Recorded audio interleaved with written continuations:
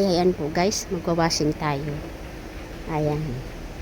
Ayan po guys, kasi inosente ako sa paggamit ng washing sa labas. So, kailangan natin basahin ang nakalagay. So, ayan guys, pinasok ko yung aking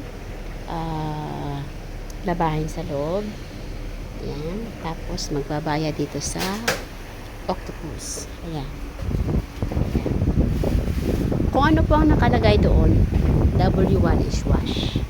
So, sa W1 din po ang pipiliin. Tapos, hindi na po kailangan maglagay ng detergent.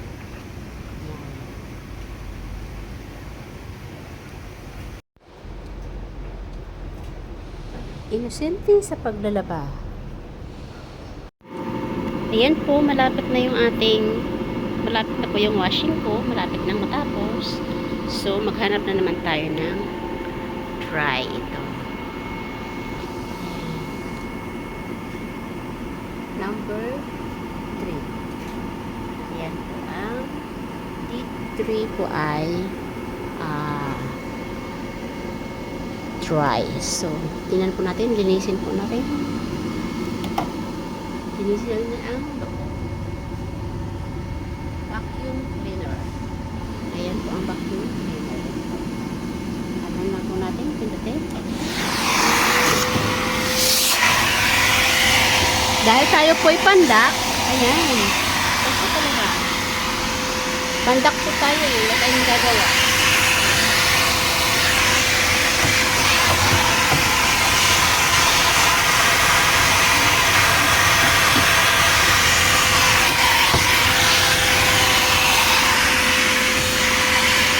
Ganito po talaga pag maliit, hindi kita. Kaya kumuha ako ng upuan.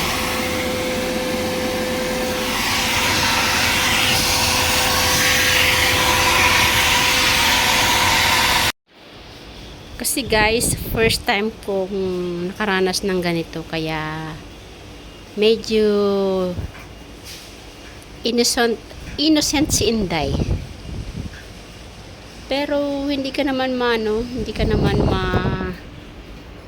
mape-penalty kung nagkamali ka. Basta bago po ang lahat ay magbasa-basa. Yun lang ang pinaka-importante, magbasa-basa para hindi tayo magkakamali. Ayan. At magmasid-masid sa paligid para malaman natin. Kasi kompleto naman siya guys eh. May English at saka Chinese, kaya maganda siya. Makukuha natin yung mga instruction. Ayan po, nasa dryer na ako. So, ang dryer ko po ay D4. So, kailangan magbayad muna tayo dito. Ipinditon po muna natin yung D4. Tapos, magbabayad tayo dito.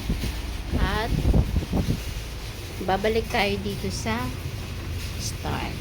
So, ayan po, hindi na ako inosente at binasa ko na lang ng maigi yung instruction. So, yan lang po. At uuwi muna ako dahil napakahaba. Bali, ito po siya. 45 minutes. Ayan po. Ayan po ang aantayan ko.